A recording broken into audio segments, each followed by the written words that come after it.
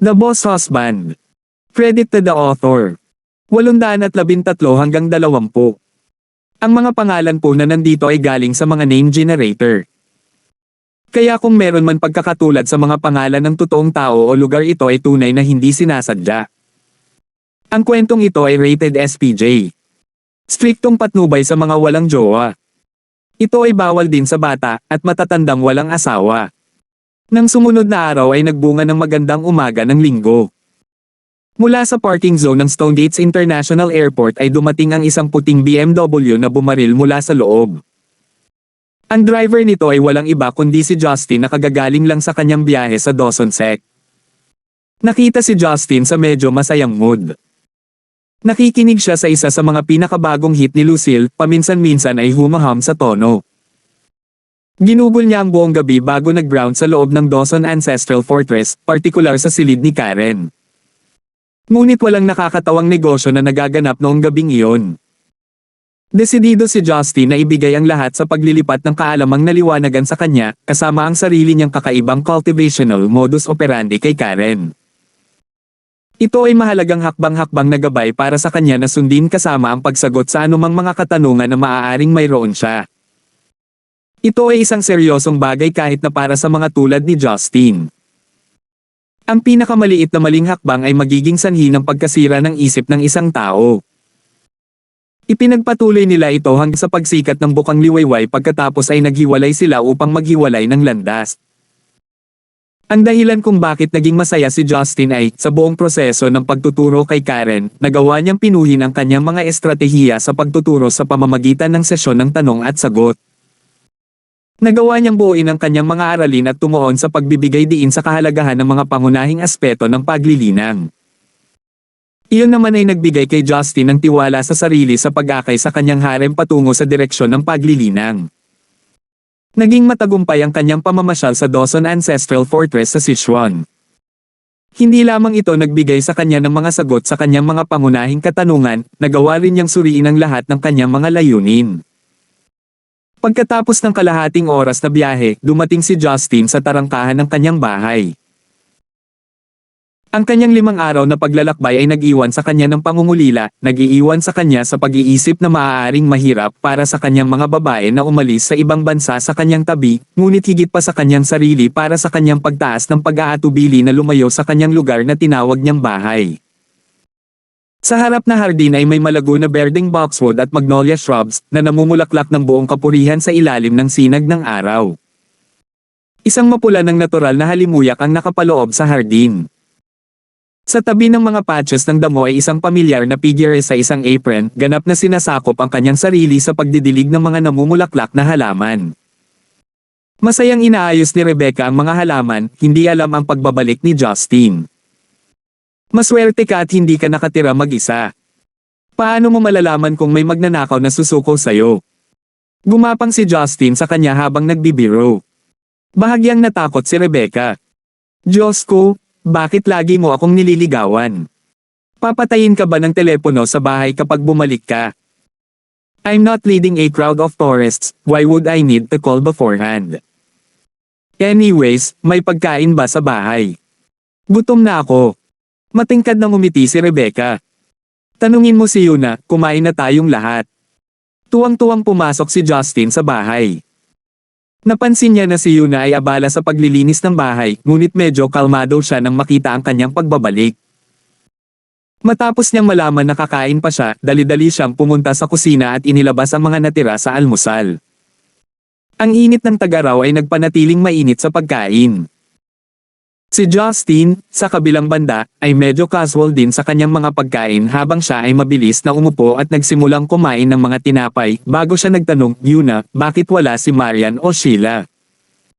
Hindi ba siya nasa kanyang bakasyon sa Tagaraw ngayon? Bumalik si Yuna sa kanya.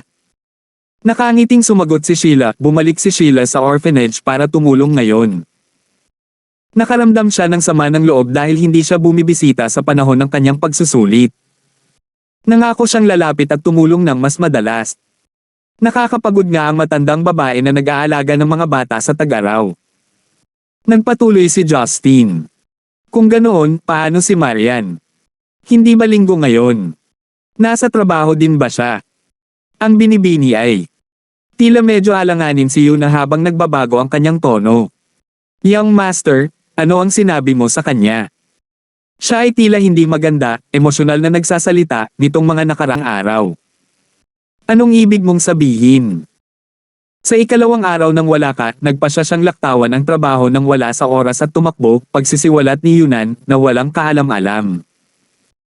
Sa lahat ng mga taon na pinalaki ko siya, hindi ko pa siya nakitang gumawa ng inisyatiba na tumakbo ng mag-isa. Wow! Mukhang sineseryoso niya ito. Ngayon na iniisip ko ito, ang pag-iisip na manatiling bata magpakailanman ay dapat na isang nakakaakit na pag-iisip sa isang babae. Kahit sinong babae. Naisip niya. Puno ng papuri si Yuna. Hindi naman sa nagrereklamo ako o ano paman. Malakas ang pag-iisip ng bata pero mahina ang katawan. Baka medyo maboost nito ang immune system niya. Nakangiting tumango si Justin ngunit nasaraan ng loob. Huli na para sa kanya upang bumuo ng isang malakas na core sa edad na ito. Nangangahulugan ito na magiging napakahirap para sa kanya na makalusot. Mukhang kailangan niyang gumawa ng alternatibong paraan para magawa niya iyon. Pagkaraan ng ilang sandali sa kanyang late breakfast, isang babaeng naka-short sleeve na Nike running tee na ipinare sa navy green na hot pants ay pumasok sa bahay. Nakapusod ang kanyang buhok na naglalantad sa kanyang noo na may malalaking butil ng pawis na umaagos sa kanyang cherry red na mukha. Sa mga mata ni Justin, para siyang hinog na strawberry sa gitna ng malalagang berdeng palumpong. Ito ang unang pagkakataon na nasaksihan ni Justin si Marian sa ganitong kasuotan, isang malaking kaibahan sa kanyang karaniwang malamig at kapansin-pansing hitsura. Ang makita lamang ang kanyang makatarungan, malambot at mahahabang binti ay maakit ang atensyon ng lahat sa paligid. Ito ay isang kaakit-akit na figure na akma para sa isang modelo. Walang kamalay-malay na dinila ni Justin ang kanyang mga labi, nakatitig sa kanyang mahaba at malasutlang binti, na nakikinita ang isang makinis na haplos dito. Nagulat muna si Maria nang matagpuan niya si Justin sa bahay, ngunit ang pagkalito niya ay mabilis na napalitan ng pag-iisip sa sarili at pagkabalisa nang mapansin niya ang mapang-akit na tingin ni Justin sa kanyang katawan habang hinarap niya ito. Sapat na ang titig mo. Hindi. Matigas na sagot ni Justin. Namula si Marian sa kahihiyan sa walang hiyang pagnganga ni Justin habang siya ay awkward na nakatayo. Sa sandaling ito, biglang nagtanong si Justin, "Wifey, saan ka nag-jogging?"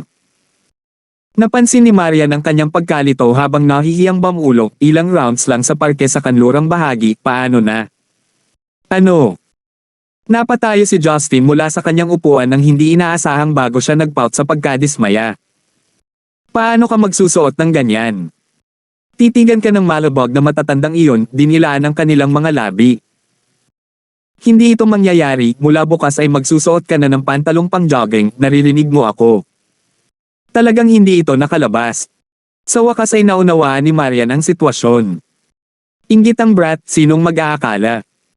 Bagamat nakita niyang parang bata ang ugali nito, medyo matamis din ang pakiramdam niya.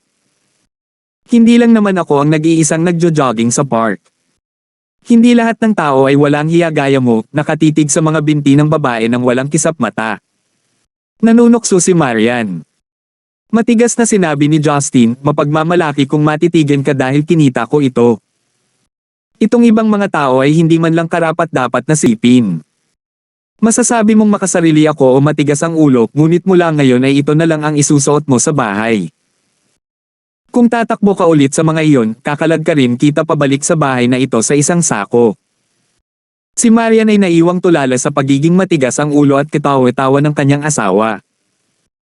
Ngunit, naunawaan niya kung gaano kitigas ang ulo ng kanyang asawa at sigurado siyang susundin nito ang kanyang salita.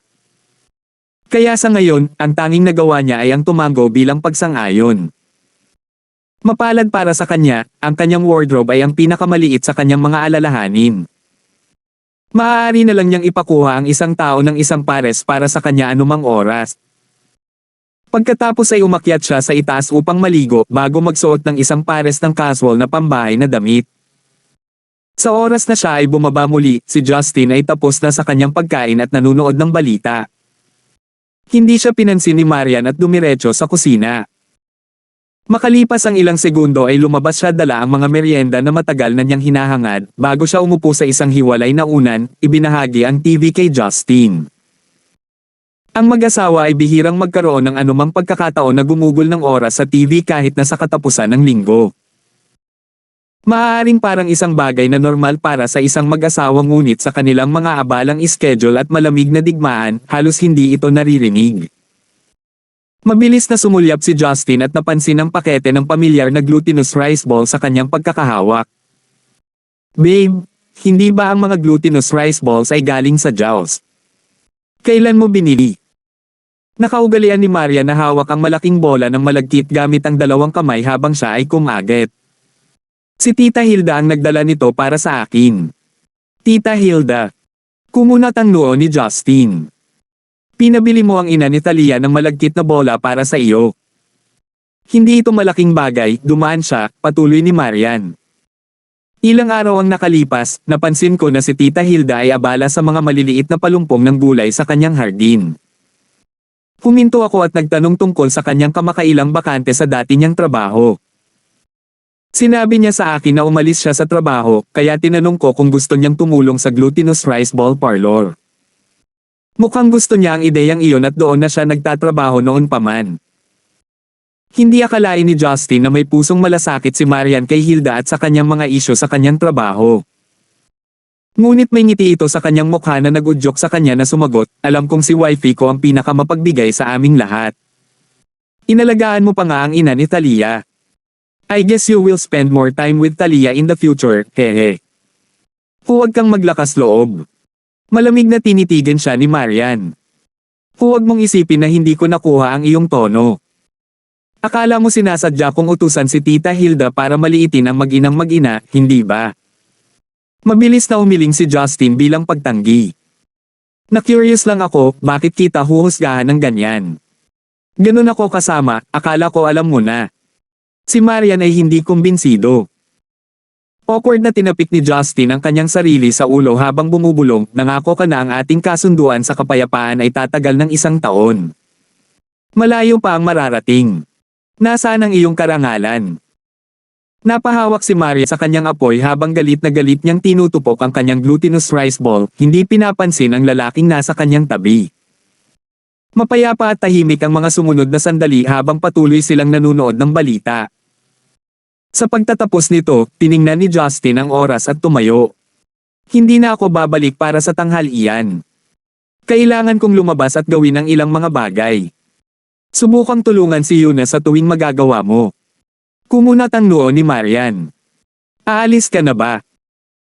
Napansin ng banayad na pinanibik sa kanyang tono, si Justin ay napuno ng kagalakan dahil alam niyang sa kabila ng kanyang malamig na panlabas, labis pa rin siyang nag-aalala tungkol sa kanyang presensya.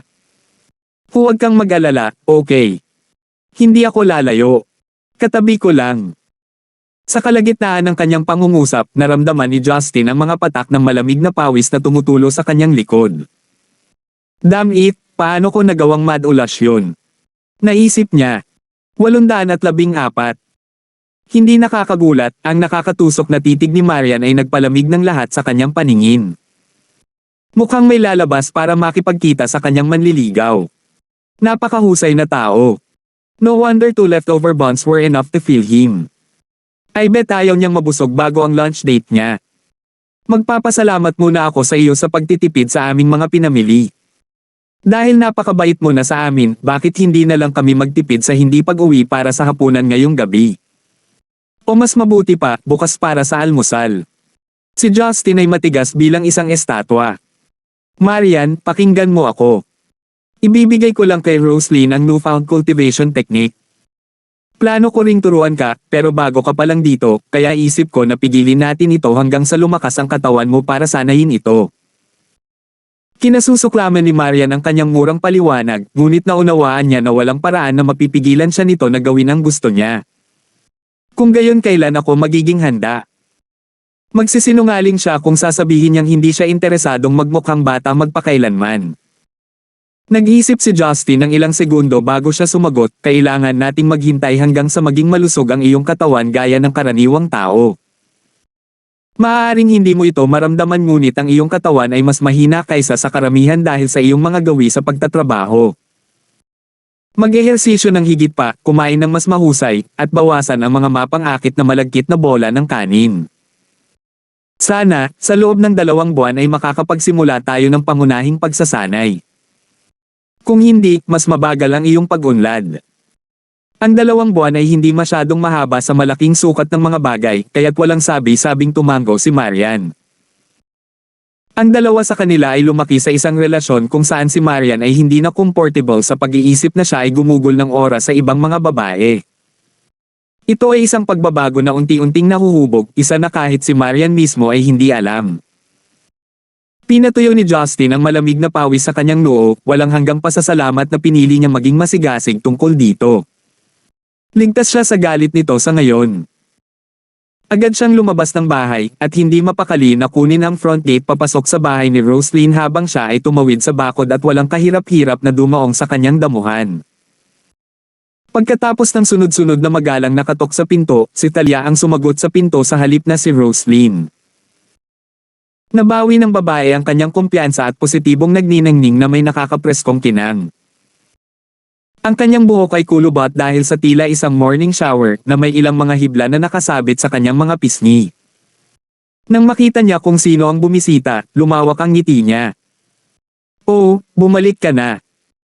Napansin ni Justin ang asul na guhit na sutla na damit ni Talia na nakayakap sa kanyang kahangahangang kurba habang pinapaihip ng hangin. Ang kanyang makatarungang mga braso ay nakalantad sa hangin at ang kanyang katawan na halimuyak ay umiwas sa isang feminine floral scent. Paano mo mabubuksan ang pinto nang nakasuot ng ganyan? Maraming masasamang tao sa mundong ito, sagot ni Justin, hindi nasisiyahan. Napahawak si Talia sa mga balikat ni Justin habang nauutal niyang sinabi, nakita kong lumampas, kamula sa 1 milya ang layo. At saka, ang buong compound ay binabantayan ng mga tauhan ni Roslyn. Bakit ako matatakot? Mabilis na inilibot ni Justin ang kanyang paligid. Nang mapansin na mayroon talagang mga miyembro ng Blackthorn Society na nagbabantay, sa huli ay binaigo niya ang kanyang sarili. Masigasig na nagtanong si Talia, may ibinalik ka ba para sa akin? Ilang panrehiyong treat sa Sichuan o kung ano pa. Sinampal ni Justin ang sarili sa ulo. Yan ang hometown ni Talia na kagagaling ko lang. Paano ko makakalimutan iyon? Hehe. Perm. Next time okay. I promise. Nipatikip ng ngipin si Talia. Alam kong nakalimutan mo na ako. Ako, wala akong dalang kahit sino. Nakiusap si Justin para sa kanyang kawalang kasalanan. Mabilis nang umisi si Talia habang nanunukso, ginugulo lang kita, alam kong hindi mo pinapansin ang mga bagay na iyon. Mas magugulat talaga ako kung may ibinalik ka talaga. Napagtanto ni Justin na siya ay niloloko habang siya ay nagmamadaling lamusong pababa at sinakop ang kanyang napakagandang mga binti mula sa ibaba. Aktibong nanunuya si Talia habang tinatapik siya sa likod. Anong ginagawa mo? Kaka-shower ko lang. Kaya hindi ko dapat sayangin ang magandang pagkakataon na ito. Bago pa siya makapag-react sa biglang pagbabago ng takbo, sumugod si Justin sa sala, ibinaba siya sa leather couch, at sinuntok siya. Sa huling pagkikita nila, si Talia ay malayo sa kanyang pinakamagandang estado, at wala siyang magagawa sa kanya. Ngunit matapos ang ulap ng kalituhan ay tumira, sila ay lubhang nangangailangan ng isa't isa. Pinagmasdan ni Justin ang kanyang paligid at napagtanto na sila lang ang nasa bahay, habang binibigyan niya ang cherry lips ng isang mahigpit na yakap. Inilagay niya ang kanyang mga kamay sa kanyang sapat na dibdib at laman sa likod. Ang temperatura sa loob ng bahay ay tumaas sa loob ng ilang segundo. Gumagalaw ang kanilang mga kamay sa siklab ng galit upang tanggalin ang damit ng isa't isa habang ang kanilang mga katawan ay nanatiling mahigpit na nakadikit sa isa't isa. Ang dalawa ay dalubhasa na sa laro sa puntong ito, hindi pa banggitin na matagal nang naramdaman ni Talia ang pananabik sa pagsasanay na ito. Ang isang babae sa kanyang edad ay hindi madaling labanan ng isang nagninangas na pagnanasa tulad niyan. Nakikinita ang kanyang sarili sa isang unan, binuhat siya ni Justin at inilagay si Talia sa kanyang likod sa himpapawid habang pinapakasawa nila ang kanilang mga sarili sa masiglang aktibidad. Sa kalaunan, ang babae ay nagbigay ng isang nakakabighaning hilanghing bilang resulta ng mga buwan ng nakakulong na sexual na tensyon sa kanyang katawan. Sa lalong madaling panahon, ang sala ay naging isang kapaligiran ng pagnanasa at pagnanasa. Si Thalia sa puntong ito ay nawala na ang lahat ng pangunawa sa oras at espasyo habang siya ay ganap na abala sa pakikipag-lovemaking. Nang malapit nang ihalo ni Justin ang kanilang mga katawan sa isang alarma ang tumunog sa kanyang ulo. Shit! Isang nakakabinging pagsabog ang umalangaw-ngaw sa buong estate. Bang! Nilamon ng apoy ang buong gusali na kumalat sa pinakamalayong sulok ng estate.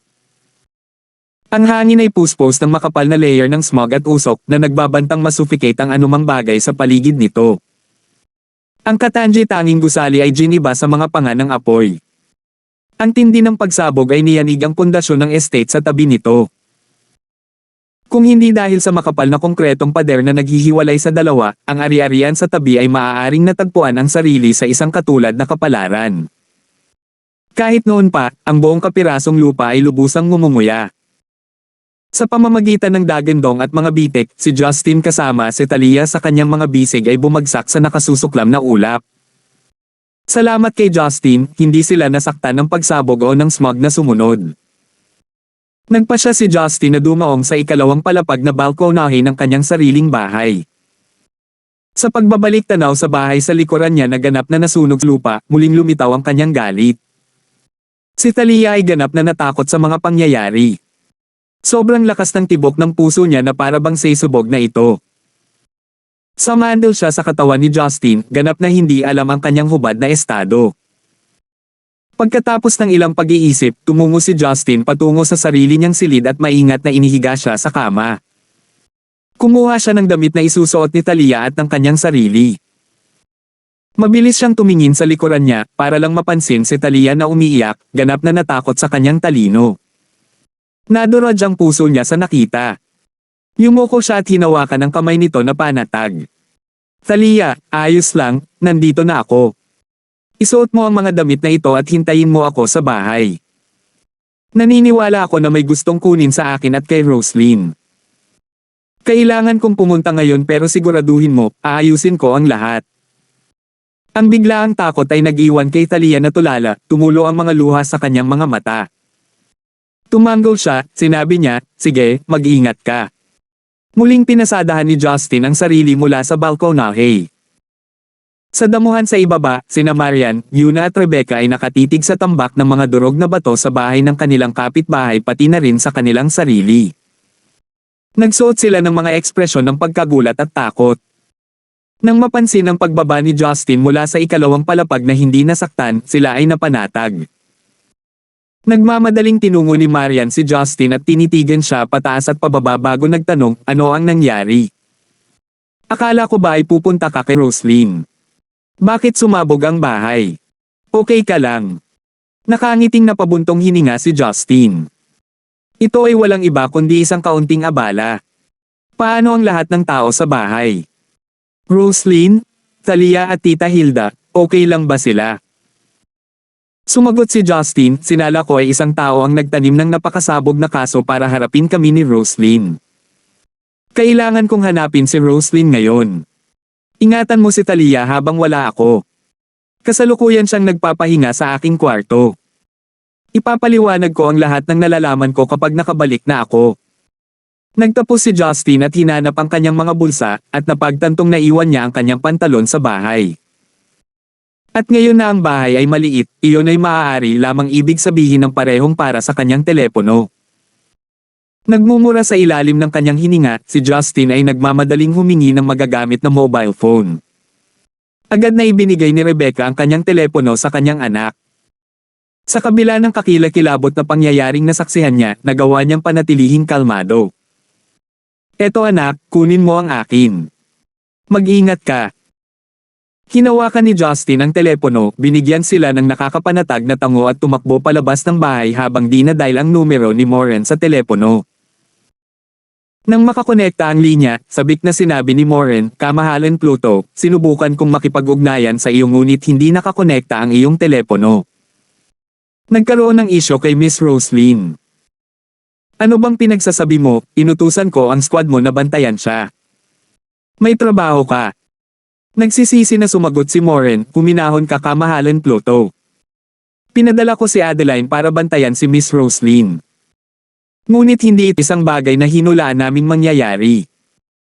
Umakyat si Miss Roslyn sa tuktok ng Mount Cloud Mist na matatagpuan sa Hilagang Stonegate para magtrabaho sa kanyang martial arts at core strength enan. Sinundan ko si Adeline. Ngunit noong malapit nang bumaba si Miss Roslyn ilang sandali lang ang nakalipas, ang base ng bundok ay nakaranas ng matinding pagyanig na humantong sa isang napakalaking pagbagsak ng napakalaking sukat. Hindi ko pinagsisisihan kung bakit namin nalaman ang tungkol sa kung bakit namin sinabi. Ganap na natulala. 815. Si Justin ay kumukulo sa galit. Iminumungkahi kong bigyan mo ako ng isang tuwid na sagot. Napalunok si Moren bago siya nagpatuloy, agad na pumasok si Adeline sa lugar ng pagsabog at nagawa niyang magpatupad ng sapat na pag-iingat sa kaligtasan. Sa kabutihang palad, nagawa niyang protektahan si Roslyn mula sa anumang makabuluhang pinsala dahil sa makapal na mga dahon ng bulubundukin. Nagtamo lamang sila ng mga maliliit na pasa at maliliit na hiwa.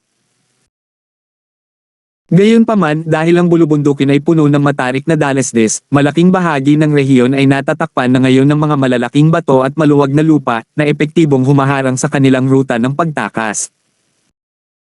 Hindi nakalabas si Adeline ng walang tulong ngunit nagawa niyang i-update ako sa kanilang posisyon gamit ang isang wireless device. Si Justin ay hindi pa nakapunta sa Mount Cloud Mist ngunit naisalo niya ang mapa ng Zeneca. Siya ay halos nakapag-zero in sa kanilang lokasyon. Moren, ako na ang bahala dito. Kailangan kong magpadala ka ng ilan sa iyong mga tauhan para bantayan ang mga tao sa bahay ko. Tingnan mo rin kung may natitira pang mga pampasabog. Nag-aalala si Justin na gagamitin ng kaaway ang kanyang harem bilang leverage para pilayan siya na nag-udyok sa kanya na maging lubhang sensitibo sa kanilang kapakanan sa ngayon. Agad namang tinanggap ni Moren ang kanyang utos at nagtungo upang isagawa ang mga bagay-bagay.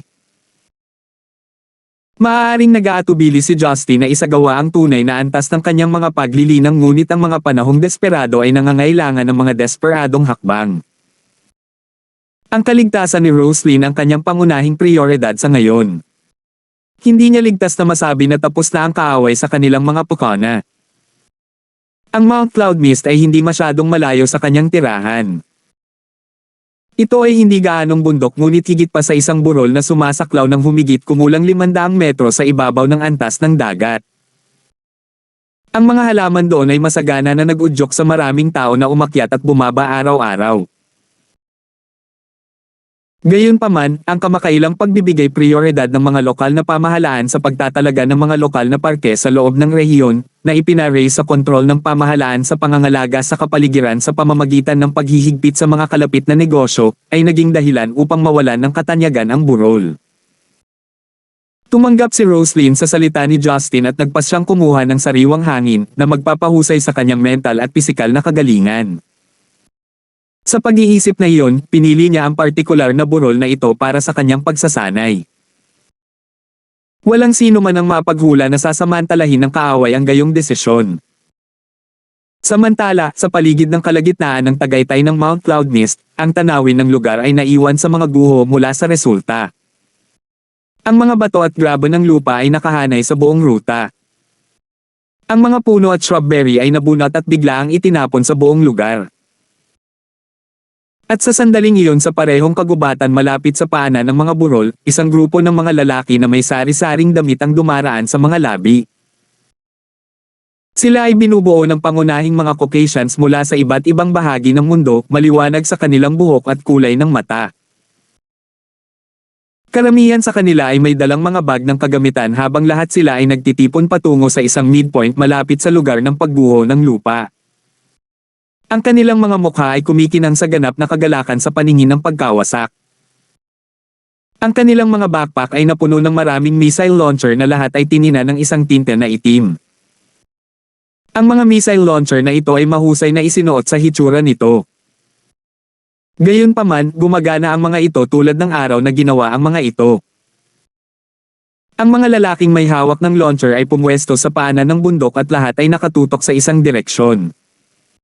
Naghahanda sila para sa huling pako sa kabaong. 12 ng mga missile launcher ang sabay-sabay na nagpaputok na tumutulig sa firepower ng isang tangke. Ngunit sa sandaling iyon, isang silweta ang sumulpot sa harap ng mga mersenaryo. Walang iba kundi si Justin ang nag-teleport mula sa bahay. Ang mga laking nasa bingit ng pag-atake ay biglang natigilan sa kanilang mga pwesto. Dumating si Justin sa tamang oras. Napansin niya ang mga launcher at agad niyang pinahintulutan ang kanyang galit. Kumpiyansa siya na kakayanin niya silang lahat ng hindi nagdudulot ng anumang pinsala kina Adeline at Roslyn na nasa ilalim pa rin ng mga bato. Ngunit kailangan niyang pigilan ang kanyang sarili mula sa pagpatay sa paningin. Ang pag-alam kung sino ang nasa likod nito ay napakahalaga. Isang mabilis na sulyap sa modelo ng mga missile launcher, nalaman ni Justin kung saan sila nanggaling. Carl Gustav Missile Launcher, marami ka bang Swedish? Si Justin ay nakipag-usap sa matatas na Swedish na bahagyang nahuli sa mga lalaki. Sino ka? Isang lalaking may kayumangging buhok na malamang na pinuno ng pangkat ang kaina hinalang nagtanong sa Swedish. Ngumisi si Justin habang sumagot, itong mga Carl Gustav Missile Launcher ay custom na ginawa para sa opisyal na Swedish military. May nagsasabi sa akin na wala ka rito sa ngalan ng iyong gobyerno kaya ang palagay ko ay mga veterano na kayo at naging mersenaryo. So what if we are? You might be fast but we are the Lapland Rangers. The cream of the crop from the Swedish army. What makes you think you can take US all head on? Ngumisi ang lalaki. Nalito si Justin sa kanyang pagpapakilala. Lapland Rangers. Ano, narinig mo na ba kami? Isang lalaking mayabang na nagyabang. Ang Lapland Rangers ay isang piling Swedish squad na sinanay ng eksklusibo sa loob ng Arctic Circle. Nilabanan nila ang matinding lamig at dumaan sa may sensinang pagsasanay. Ang kanilang mga operasyon ay higit sa lahat ay mga long-distance patrol, malalayong ambas, at ang pagpasok ng mga linya ng kaaway. Noong mga araw na si Justin ay inatasan ng isang assassination sa Arctic Circle, pinalampas niya ang pagkakataong magkaroon ng duel sa Swedish Aces. Sa hitsura nito, ang pagtatanim ng mga pampasabog ay malinaw na kanilang ginagawa. Ngunit isang bagay ang patuloy na bumabagabag kay Justin, ano ang kanilang motibo sa maayos nilang pag-ambush sa kanyang sarili at kay Roslyn.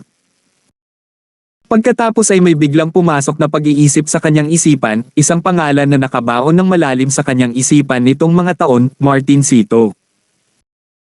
Noong araw, binanggit ni Roslyn ang tungkol sa pagpapadala ng Martin sa isang Nordic na bansa upang mabuhay sa natitirang mga araw niya sa pagkatapon. Ang Sweden ay isang Nordic na bansa. Nagpadala ba sa iyo ng maraming si Martin? Kahit na hindi siya sigurado kung talagang makakabalik ang Martin, sinamantala ni Justin ang pagkakataon na paliitin ang kanyang mga pagpapalagay. Napailing ang lalaki bilang pagtanggi. Hindi ko alam kung ano ang sinasabi mo. Walang oras para mag-aksaya ng mga lalaki. Sunog. Sa utos, sabay-sabay na hinailan ng mga mersenaryo ang mga gatilyo. Bang bang bang. Ang sunod-sunod na pagsabog ay yumanig sa kagubatan hanggang sa kaibuturan nito. Ang mga rocket ay nagtulak patungo sa shielded area ng landslide na nag-iwan ng bakas ng usok sa likod nila. Gayunpaman, bago maabot ng mga missile ang gilid ng bundok, ang tulak nito ay tila namatay habang sila ay walang galaw sa hangin. Ang tanawin na katulad ng isa sa mga nagyelo na oras ay nag-iwan sa mga mersenaryong Sweko na natakot. Kinindatan sila ni Justin. Dahil hindi kayo mahilig makipag-usap, kung gayon walang saysay na hayaan kang mabuhay pa. Nang bumagsak ang kanyang mga salita, inihagis ni Justin ang kanyang mga braso habang ang buong arsenal ng mga missile ay bumabalik-balik sa direksyon at nagkukumpulan patungo sa kanilang mga nagpasimula tulad ng isang kaeg ng mga bubuyog. Hindi. Ang nakapangangilabot ngunit nakakatakot na eksena ay nag-iwan sa grupo ng mga luha at pagsusumamo. Ngunit hindi nito mababago kahit kaunti ang resulta. Sa sumunod na sandali, ang mga nakakabinging tunog ng tuloy-tuloy na hanay ng malalaking pagsabog ay nagpukaw ng dumi sa pag-ikot sa hangin na naipon sa isang puyaw ng tubig. Ang dating mapagmataas, matigas ang ulo ng mga veterano ay naiwan sa mga tambak ng Jin Utay-Gutay na damit at mga piraso ng nasunog na laman. Pinandilatan ni Justin ang eksena. Ang pagkakatay ng 200 mga lalaki ay halos hindi makagambala sa kanya. Lumingon patungo sa mga malalaking bato na hamarang sa kanyang daan, itinuloy niya ang lakas ng Heaven and Earth Restoration Energy at ipinutok ito patungo sa mga malalaking bato. Sa isang iglap, ang mga malalaking bato ay nagkawatak-watek at natangay ng ihip ng hangin. 2 babae ang kalaunan ay sumilip upang tingnan kung ano ang nangyari doon. Si Adeline ay nakasuot ng kanyang karaniwang nakaw na bodysuit, mahigpit na nakakapit kay Roslyn. Ginamit niya ang kanyang katawan bilang panangga para kay Roslyn na naging dahilan upang ito ay bogbog at bogbog. Gayunpaman, ang kanyang pagsasanay ay nag-iwan sa kanyang katatagan at pagpaparaya ng mga liga na higit sa karaniwang tao. Malayo si Roslyn sa kanyang makas na kalooban. Ang kanyang mga pupil ay namumula sa pag-iyak at ang kanyang mala-porselana na balat ay nadumihan ng mga labi na siya ay nakulong sa ilalim. Nakahawak siya kay Adeline habang umiiyak. "Hobby, tingnan mo si Adeline, siya." Si Roslyn ay humahagulgol habang sinasakal ang mga salita. Nagsanay noon si Roslyn sa Sea Eagles na naging dahilan ng pagiging malapit niya kay Adeline. Ngunit hindi niya akalain na isang araw ay maliligtas ang kanyang buhay ng babaeng nakilala niya sa pagsasanay. Nang sumabog ang bulubundukin, tuluyang nawala si Roslyn. Ngunit mula sa kaibuturan ng kanyang kawalan ng pag-asa ay dumating si Adeline para iligtas siya. Naligtas siya sa tiyak na kamatayan. Si Adeline, sa kabilang banda, ay kumuha ng malaking halaga sa kanyang sarili. Agad na lumuhad si Justin, maingat na itinaas ang mahinang Adeline mula kay Roslyn. Si Adeline ay mapatla na parang kumot. May bahid ng dugo ang labi niya at naghahabol ng hangin. Gayunpaman, ipinakita ng kanyang mga mata na determinado siyang makalabas ng buhay. "Mabuti ang ginawa mo, nagpapasalamat ako sa iyo," same time na tugon ni Justin na may mainit at tunay na ngiti. Si Adeline sa pamamagitan ng pawis at dumi ay pumutok ng ngiti bilang tugon. "Nakuha ko na ba ang pagkilala ni iyong kamahalan Pluto? Isasaalang-alang ko ang pag-streamline sa iyo sa isang grand early retirement." Ngumiti si Justin habang hinahaplos ang likod ni Adeline. Ang mahimalang kakayahan sa pagpapagaling ng Endless Resolve Restoration Scripture ay agad na tinatakan ang kanyang mga sugat. Ang kasunod na nutritional replenishment ay agad na magpapalakas sa kanyang paggaling. Nasaksihan ni Roslyn ang paggaling ni Adeline at nakahinga ng maluwag. "Natutuwa akong ayos ka lang." Si Justin, sa kabilang banda, ay hindi maganda ang kalooban. Kung hindi dahil sa kanyang perpektong pagharang, maaaring patay na si Roslyn ngayon. Natitiyak niya na ngayon na hindi na maaantala pa ang pagpapatupad ng Sea Eagles. Ang mga pesky bug na ito ay lumalaking hindi mapakali. Nang gusto niyang magdive ng mas malalim, tumunog ang kanyang telepono. Tumawag si Moran. 816. Sinagot ni Justin ang tawag. "Anong problema?"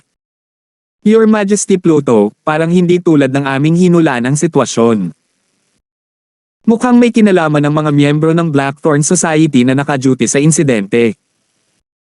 Noong naghahanap kami ng iba pang potensyal na pampasabog sa compound, may nakita kaming impormasyon. Nalaman namin na may ilang internal conflict of power sa loob ng Blackthorn Society.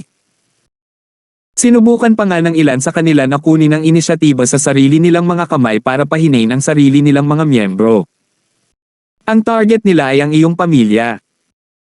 Ngunit salamat sa kanilang panloob na alitan at kawalan ng pagkakaisa, nagawa naming sumakay sa huling segundo at itigil ang anumang mga potensyal na balak laban sa iyong pamilya." Ang paliwanag ni Moran ay agad na nagpatalsik sa galit ni Justin. Siya ay naakit upang salakayin ng kaaway ang kanyang pamilya. "Hobby, okay lang ba? Bakit parang namumutla ka?" Nag-aalalang tanong ni Roslyn habang ay nalalayan si Adeline. Pagkatapos ay inutusan ni Justin si Moran na ipagpatuloy ang kanyang sweep at abisuhan siya kung may mangyari pa. "Rose, pinadala mo ba ang iyong ama sa Sweden?" Tanong ni Justin. Tila bahagyang nagulat si Roslyn sa kanyang pagbibiro. Hobby, iminumungkahi mo ba na?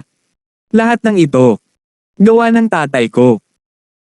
Ang aming mga kalaban ay mga veterano ng militar ng Sweden na bahagi na ngayon ng isang mersenaryong organisasyon. Mula sa pagtatanim ng mga pampasabog sa ilalim ng iyong tirahan hanggang sa mga tauhan ng paglilinis, ang mga target ay malinaw na kaming dalawa. Maaari ko lamang ipagpalagay na ang salarin ay may malaking kaalaman sa atin at nagtataglay ng labis na pinipigilang puot na nais nilang ibagsak ako kasama mo, paliwanag ni Justin. Nawala ng focus ang mga estudyante ni Roslyn habang bumubulong siya, pinadala ko nga siya sa Sweden sa pag-asang pipigilan siya nito ng tuluyan na matatapos na ang kanyang mga pukana. Hindi ko akalain na balang araw ay babalik siya. Tiyak na hindi ganito. Kung ako ang iyong ama, sasamantalahin ko ang panloob na salungatan sa loob ng lipunan upang isagawa ang aking paghihiganti, simpleng sabi ni Justin. Ang parehong mga tao na ipinadala mo upang protektahan ka, ang isang bahagi sa kanila ay nagsagawa ng isang pag-aalsa kanina sa pagtatangkang buwagin ang iyong sambahayan. Ipinapalagay ko na marami sa kanila ay maaaring mula sa West Union Society. Siguradong nabalitaan nila ang pagbabalik ng iyong ama at nagpasyang magplano ng kudeta. Tumango si Roslyn bilang pagsang-ayon. So anong gagawin natin ngayon? Bumalik si Justin at muling pinagmasdan ang burol. Maghihintay kami ng mga update bago gumawa ng aming paglipat. Samantala, ilang metro sa ibaba ng burol sa base nito ay isang Mercedes-Benz S600 na huminto sa harap mismo ng hilera ng mga sedan na maayos na nakaayos. Mula rito, lumabas ang isang babaeng nakasuot ng pula. Si Rowena iyon. Si Rowena ay mukhang nasusunog habang tinutuyo niya ang pawis na tumutulo sa kanyang noo. Inutusan niya ang mga tao mula sa Blackthorn Society na dumaan sa mga guho at umakyat sa burol.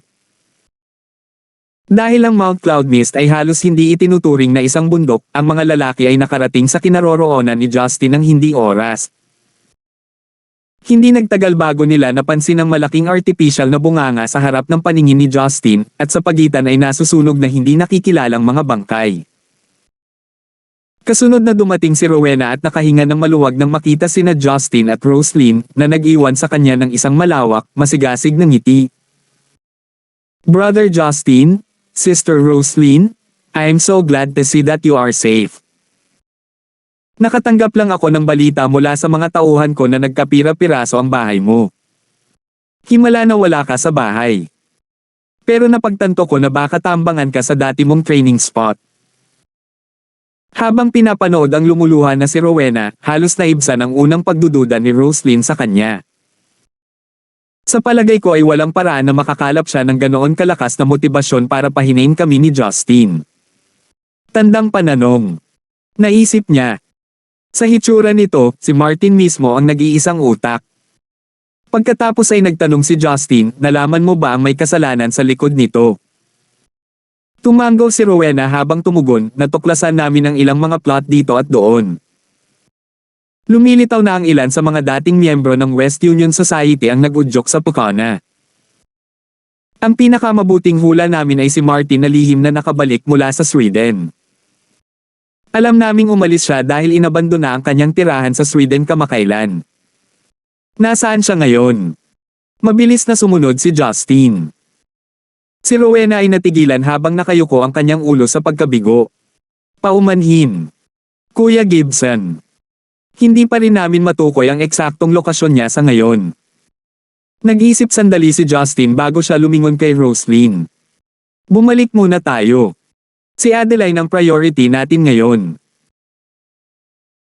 Maaaring sabik na si Roslyn na makarating sa ilalim ng balangkas, ngunit sumang-ayon din siya na pinakamahusay na dalhin si Adeline, ang kanyang tagapagligtas, sa kaligtasan at magpatuloy sa kanyang kinakailangang paggaling.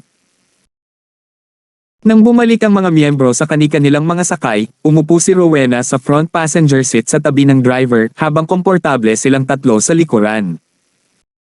Pagdating nila, naipasa nila si Adeline sa Sea Eagles para sa karagdagang paggamot. Si Rowena ay gumawa ng ilang mga tawag sa mga pinuno ng sub-society na may mga utos para sa kanila na mahigpit na subaybayan ang mga galaw ng bawat miyembro sa buong lipunan. Pagkatapos niyang tapusin ang serye ng mga tawag, lumingon si Rowena sa likurang hilera habang time na nagtanong, Sister Roslyn, dapat ba tayong magpadala ng grupo ng scouting sa labas ng mga hangganan ng Stone Gate? Ang hula ko ay maaaring nagplano siya ng ruta ng pagtakas kung mabaigo ang kanyang plano. Titango na sana si Roslyn bilang pagsang-ayon, ngunit mabilis siyang pinigilan ni Justin. Hindi na kailangan iyon. Wrong, gusto kong tipunin mo ang lahat ng may posisyon sa Blackthorn Society. Gusto kong kunin mo silang lahat na magtipon sa timog silangang daungan ng Stonegate. Talagang natatandaan kong may pribadong cruise ship na nakadaong doon, hiling ni Justin. Si Rowena ay naguguluhan. Kuya Gibson. Para saan ito, pwede ko bang itanong? Pupunta ba tayo sa dagat? Tahimik na nagpatuloy si Justin, gawin mo lang ang sinabi ko. Napansin ni Rowena ang malamig na tingin ni Justin at nakaramdam ng lamig sa kanyang maselang likod. Agad siyang tumango at nagtungo sa mga tawag na kailangan para mangyari iyon. Biglang idinagdag ni Justin, sabihin sa kanila na ang pagdalo ay sa pilitan. Ang hindi pagsipot ay katumbas ng paghuhukay ng sarili nilang libingan. Si Rowena ay natakot, naiintindihan na si Justin ay hindi nagbibiro. Tila nasa malalim na pagmumuni-muni si Roslyn habang nakatingin siya kay Justin ngunit sa huli ay pinili niyang panatilihin ang kanyang katahimikan. Makalipas ang ilang minuto, nakarating na sila sa lawak na pavement sa tabi ng bahay ni Roslyn. Nakatayo sa kapirasong lupang nasunog kung saan dating nakatayo ang kanyang bahay, lumingon siya sa sira na kalapit na bahay na pag-aari ni Marian. Isang mapait na ngiti ang ginawa ni Roslyn. Hobby, oras na yata para pareho tayong lumipat. Gawin natin pagkatapos, tutulungan kita sa bagay na iyon. Ngunit mayroon tayong mga bagay na dapat ayusin muna, sabi ni Justin na may banayad na ngiti. Iniwan ng party ang sasakyan at ay nalalaya ni Roslyn si Adeline habang papunta sila sa garden. Si Adeline ay medyo nag-aatubili na makatanggap ng tulong mula sa kanyang kliyente ngunit si Roslyn ay matigas sa kanyang tulong. Bumalik sa hardin, ang mga tanawin na naghihintay sa kanila ay hindi para sa mahina ang puso. Nakahilera sa harapan ng hardin ang isang hilera ng mga bangkay na pumangit. Duguan ang lupa at tumakbo sa buong lupain ng ari-arian. Isang maskuladong lalaki na Caucasian na may gininto ang kayumangging buhok ang lumapit kay Justin at yumuko. Kamahalan Pluto, sila ang mga taksil na napatay. Taos puso akong humihingi ng paumanhin sa pagdumi sa iyong hardin ng makasalaan ng dugo ng mga hanggal na ito. Inilagay ni Justin ang isang kamay sa kanyang balikat. Good work, just on time. I will personally contact Sauron in regards to offer you, alongside Adeline, a lofty bonus. It's about time we leave anyway, don't bother with the gulo. Kahit na agad na gawing alabok ni Justin ang mga bangkay, hindi niya nakita ang pangangailangan para dito. Kung tutusin, sinubukan niyang huwag gawing ugali ang paggamit ng kanyang mga sinasaka. Nais niyang subukan at iwasan ang mga makalangit na kapigatian na para sa kanya. Ngunit ang mga kamakailang pangyayari ay nagbunsod sa kanya na maniwala na ang pagpigil sa kanyang mga kapangyarihan ay maaaring mapatunayang kapakipakinabang kapag hindi pa alam ng kaaway ang tunay na lawak ng kanyang kapangyarihan. Upang maiwasan ang potensyal na pananambang, sina Marian, Rebecca, at lahat ay nanatiling masunurin sa loob ng mga parameter ng bahay. Naisip ni Justin na hindi pa oras para pumasok siya sa bahay. Matapos matiyak na hindi sila nasaktan, iniwan niya si Adeline sa bahay habang naghihintay ito ng mga reinforcement na dumating at sunduin siya. Pagkatapos ay umalis siya kasama si Roslyn patungo sa daungan. Ang marangyang cruise ship na may malaking simbolo ng Blackthorn Society ay handa nang umalis. Ang barko ay orihinal na ginamit para sa paminsan-minsang mga pagdiriwang o pangasiwaan ng mga ilegal na pakikitungo sa mga internasyonal na karagatan. Ngunit sa pagkakataong ito ay ginagamit para sa isang layunin kahit na ang kapitan ay hindi naabisuhan. Nakaparada ang mga hilera ng mga magarang sasakyan sa cruise ship harbor habang mas marami ang nagsimulang magpile. Ang mga nakatataas ng Blackthorn Society ay dahan-dahang nagsampa ng isa-isa habang sila ay nag-isip kung bakit sila pinatawag sa ilalim ng banta ng kamatayan. Mula nang itatag ang Blackthorn Society, ang lipunan ay hindi na ang katamtamang organisasyon na dati. Ang mga pinuno ng subclan ay mga kagalang-galang na bilang sa mga maharlika ng Stonegate.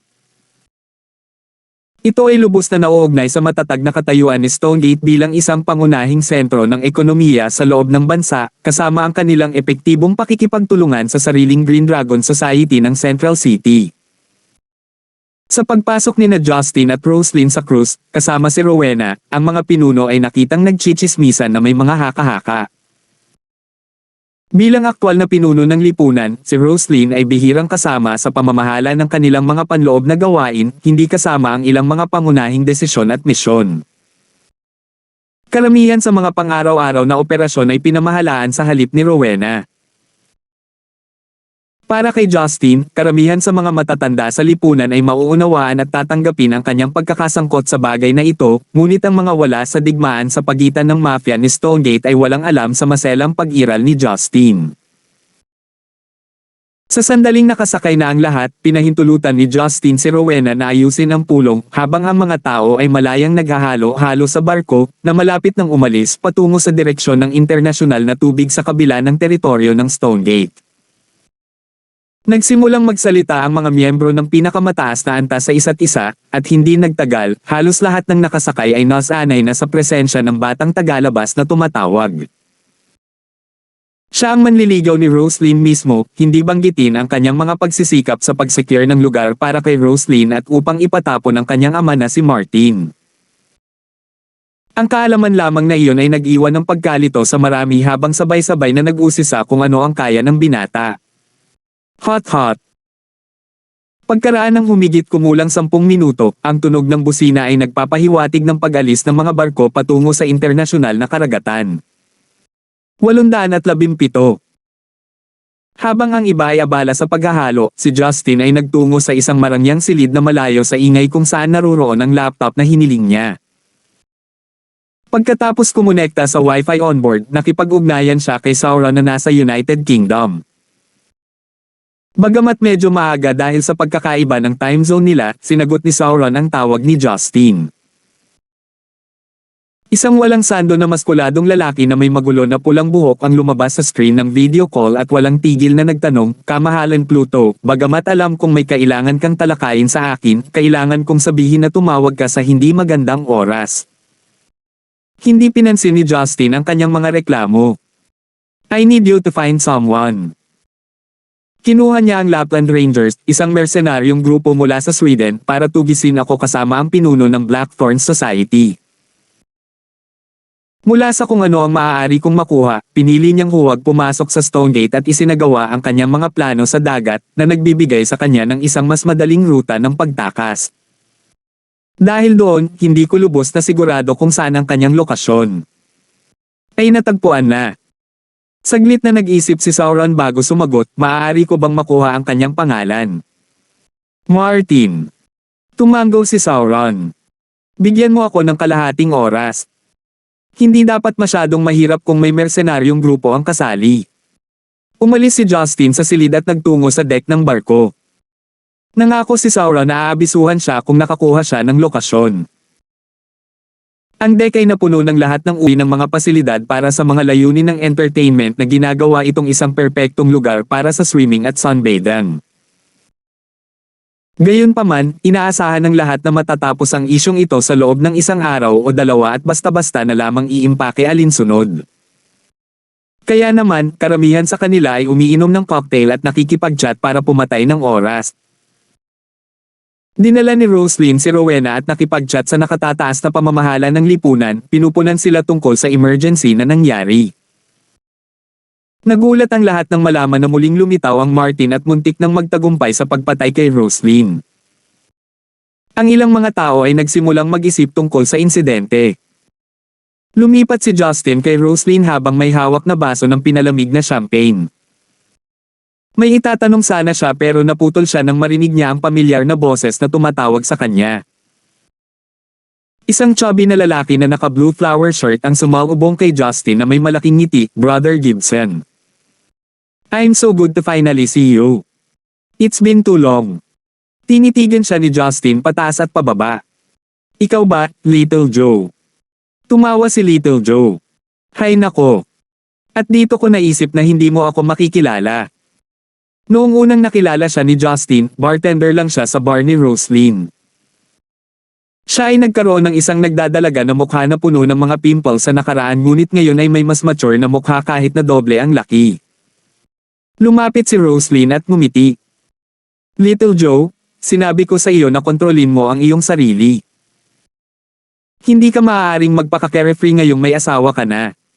Tinapik ni Little Joe ang likod ng kanyang leeg. Ang mga bagay ay naging tahimik kani-kanina lamang at ang aking asawa, siya ay isang kamangha-manghang lutuin. Siya ang nagpapakain sa akin at tinitiyak na kumakain ako ng maayos. Nagulat si Justin sa paghahayag. Nagpakasal ka. Kailan? Kalahating taon na ang nakalipas. Nagkaroon kami ng seremonya sa aking bayan kaya hindi alam ng marami ang tungkol dito, tugon ni Little Joe na puno ng kasiyahan ang mukha. Umiling si Roslyn at mahinang tumawa. Nabuntis niya ang kanyang asawa bago ang kanilang kasal kaya umaasa siya sa loob ng 2 buwan o higit pa. Napangiti si Justin nang mapagtanto niya ang insinuation. Hindi ko sana alam. Nabalitaan ko na hallmaster ka na ngayon kaya hindi magiging problema sa iyo ang pera. Ngumisi si Little Joe. Utang ko lahat sa iyo, Kuya Gibson, hehe. Napabuntong hininga si Justin. Halos 2 taon na ang nakalipas mula nang bumalik siya at nagbago ang mga bagay nang hindi niya napapansin. Inilagay niya ang isang kamay sa balikat ni Little Joe bago lumingon kay Roslyn at nagtanong, Mahal, nandito ba lahat ng mga nasasakupan mo? Lumingon si Roslyn kay Rowena at sinabi ang tanong. Yung na-inform mo, nandito ba silang lahat? Sumagot si Rowena sa kahihiyan, ang mga wala ay ang mga pinuno ng 16 at 23 zone, kasama ang hallmaster ng lugar ng Batalan. Mga dahilan. Tanong ni Justin. Tumugon si Rowena na may matigas na ngiti, ayaw nilang sumama ng walang tamang paliwanag. May binanggit sila tungkol sa pagkagambala sa kanilang mga plano kung darating sila. Nasabi mo na ba na inutusan sila ni Roslyn na pumunta? Ginawa ko, sagot ni Rowena at maingat na idinagdag, marahil may mga kagyat silang bagay na dapat asikasuhin. Nanatiling tahimik si Justin at inilipat ang kanyang tingin kay Roslyn. Bahagyang napabuntong hininga si Roslyn, ngunit matatag ang kanyang tingin. Ang mga hindi natapat sa aking mga order ay ibabalik ang pabor. Iniabot niya ang isang kamay kay Rowena. Rong, ibigay mo sa akin ang cellphone. Naramdaman ni Rowena ang nangyayari at sinubukan siyang pigilan. Ate Roslyn, huminahon ka. Marami silang nagawa para sa ating lipunan. Hindi sila karapat-dapat na mamatay. Narinig ng ilan sa mga matatanda mula sa Blackthorn Society ang kanilang pag-uusap at nag-aalalang tumingin. Hindi nila akalain na ganito pala kalupit si Roslyn. Nanlamig ang mga mata ni Roslyn. Tumangging magpakita sa kabila ng mga direktang utos ko. Wala bang kabuluhan sa iyo ang mga salita ko? Siyempre hindi, kaya lang. Gusto ni Rowena na patuloy siyang hikayatin ngunit nang makitang lumaki ang galit ni Roslyn, sa kalaunan ay pinatahimik niya ito. Walang choice si Rowena kundi ipasa ang mobile phone kay Roslyn. Walang pag-aalinlangan na nag-dial si Roslyn ng numero at malamig na sinabi, alisin sina Dong Engwang at Heren sa ika-16 at 23 zone, at si Zoren Brown sa Batalan. Huwag mag-iwan ng sinuman, kasama ang kanilang mga pamilya. Pagkatapos sabihin niyon, binaba ni Roslyn ang tawag at ibinalik ang mobile phone kay Rowena. Isang lamig ang damaloy sa gulugad ng mga nakarinig sa utos ni Roslyn.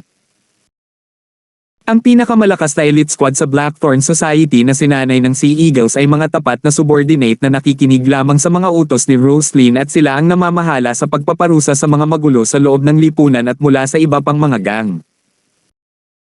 Dahil si Roslyn ang nag-utos sa kanila na isagawa ang parusa, ang 3 nahatulan ng kamatayan ay nakatali sa kanilang kapalaran.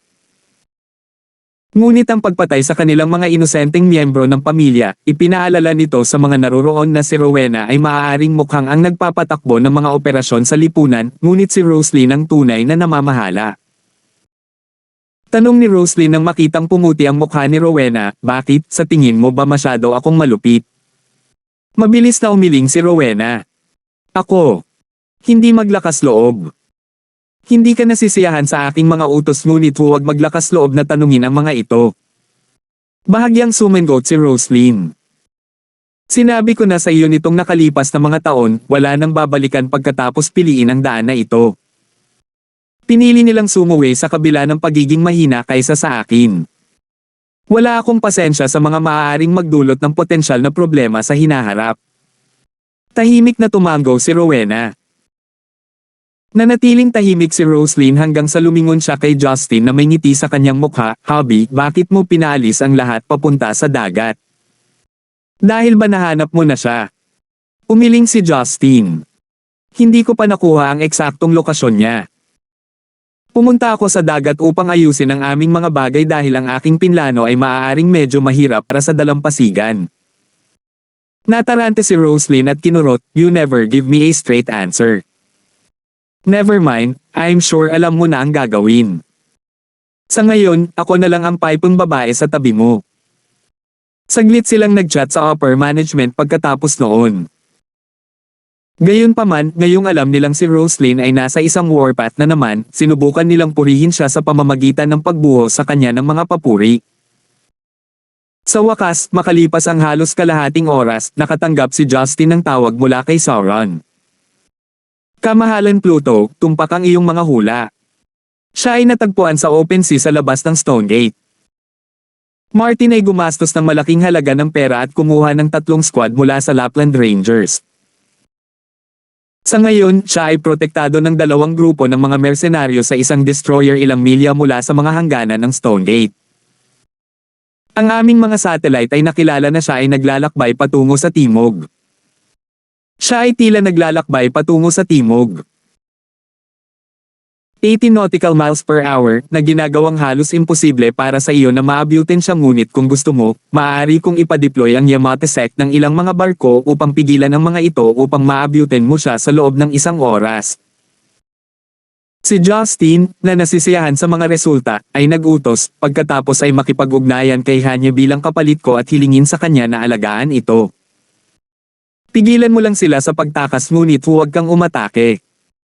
Ipadala sa akin ang mga coordinate ng kanilang hinulaang lokasyon at hayaan mo akong harapin sila. Tugon naman ni Sauron at agad na tinupad ang kanyang mga utos. Pagkatapos ay pinabilis ni Justin ang kapitan hanggang 22 nautical miles kada oras patungo sa lokasyon ng mga coordinate na natanggap niya. Dahil tanghali na, nagpa siya si Justin na kumain ng tanghalian sa restaurant sa barko kasama si Roslyn upang mawala ng oras. Ang mga miyembro ng Blackthorn Society ay maingat na nagmasid sa gilid at sinubukang gawin ang kanilang sarili na hindi makita. Matapos marinig ang ilang kwento ni Justin mula kay Little Joe, naging labis silang nag-iingat sa kanya. Makalipas ang humigit kumulang 1 oras, inihayag ng kapitan na ang maliit na maninira ay nakikita nang natapos ni Justin ang kanyang pagkain. Kasabay nito, pinalibutan ng 4 na barkong pandigma ng Hapon na may mga watawat ng Yamato-sec ang maliit na maninira. Habang lumilipat ang cruise ship sa rehiyon, naging malinaw ang balangkas ng destroyer. Ang mga kanyon sa destroyer ay nakaposisyon at handa ng barilin. Sa kubyerta, ang mga armadong miyembro ng Lapland Rangers ay nakatayo sa paligid ng lugar na may stoic na ekspresyon sa kanilang mga mukha. Naglabas sila ng aura ng kasamaan at kamatayan. Ang lalaking nakapaligid sa kanila ay isang matanda na may puting buhok na tila nasa 60 taong gulang. Nakatayo siya sa likod ng kanyang mga kamay, nakasuot ng maluwag na damit na lumipad sa hangin. 818. Si Justin ay nakatayo sa deck kasama si Roslyn habang ang iba ay nagkukumpulan sa likod nila.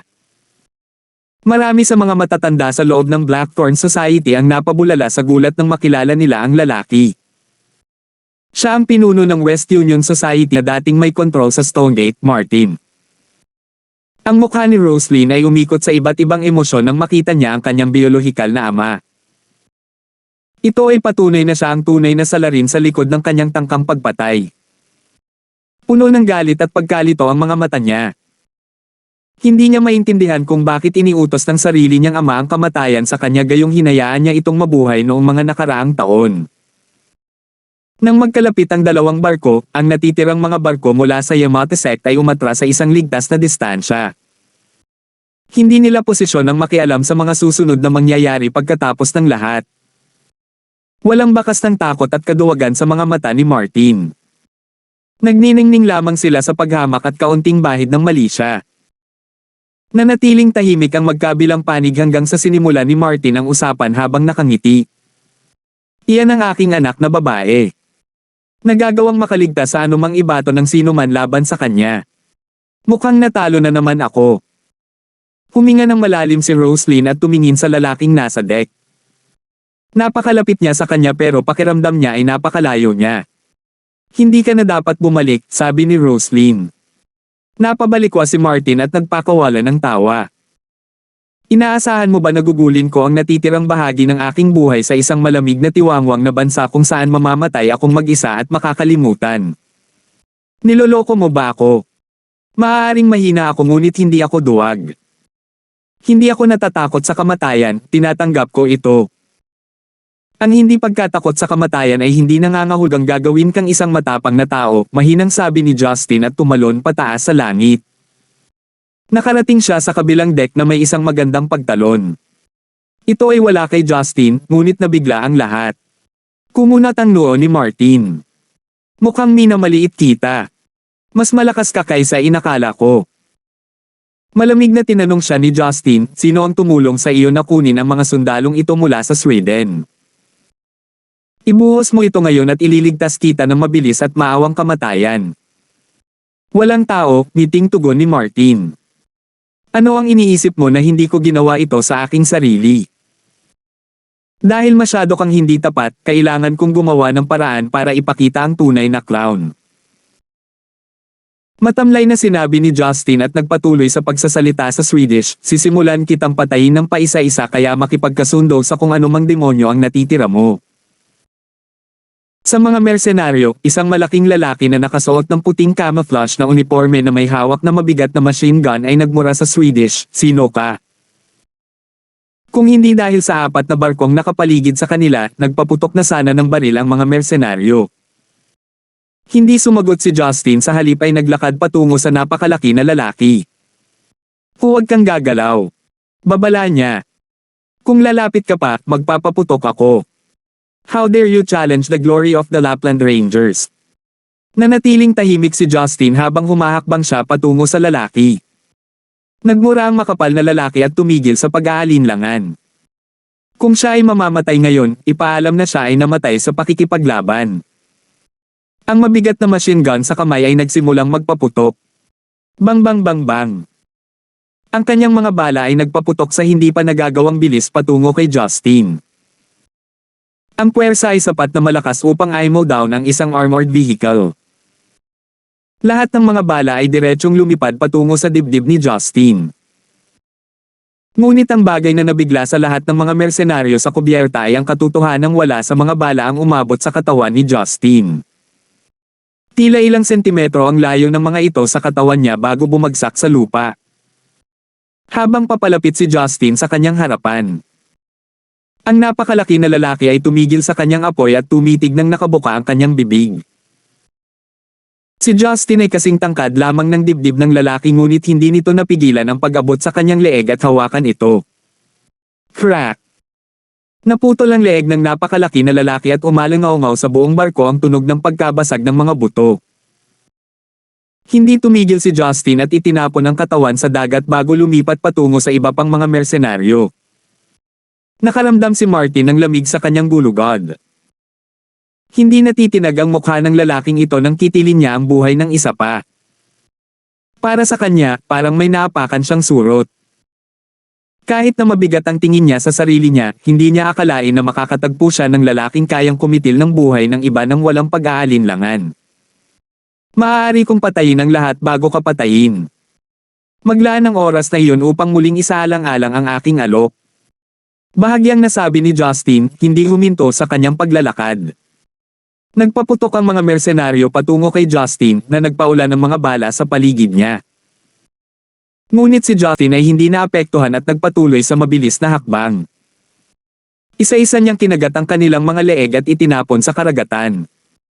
Takot na takot ang mga miyembro ng Blackthorn Society kaya nanginginig ang kanilang mga paa.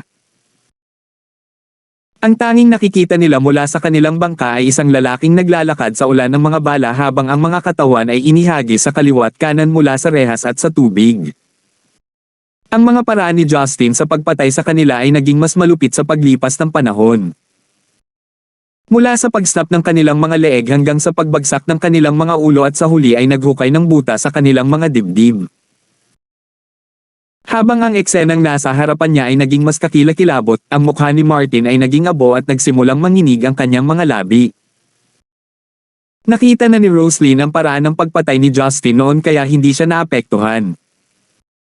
Si Rowena at ang iba pa na bago dito ay naiwang bomb-ubula at nasusuka sa ilang mga kaso. Ilang saglit lang, napuno ng amoy ng dugo ang simoy ng dagat. Halos lahat ng naruroon ay nag-akala na magiging mahirap ang laban ngunit ito ay naging kabaligtaran. Ito ay karaniwang nagiging isang panig na pagpatay.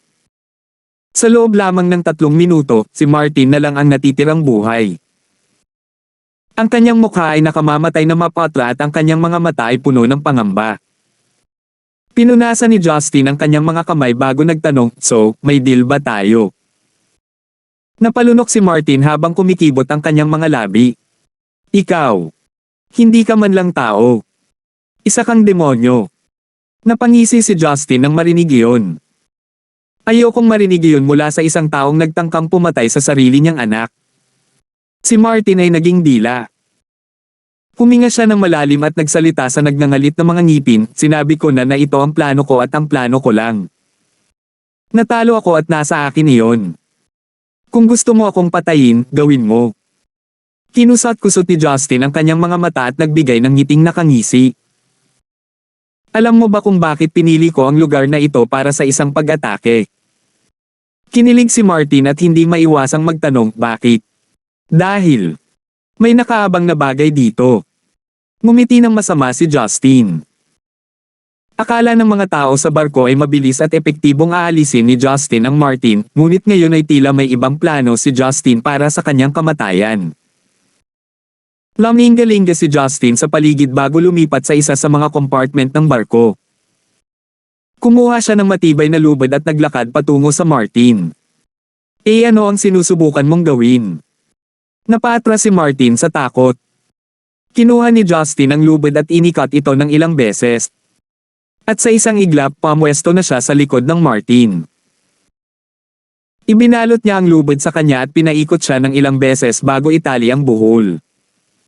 Naiwang hindi kumikibo si Martin. Inihagis ni Justin si Martin sa dagat at isinabit siya sa gilid. Ang isang gilid ng lubid ay nasalo ni Justin kaya hindi dumiretso ang Martin sa dagat ngunit napahawak ito ng napakalapit sa ibabaw nito. Kinuha ni Justin ang isang rifle at binal si Martin mula sa gilid ng deck.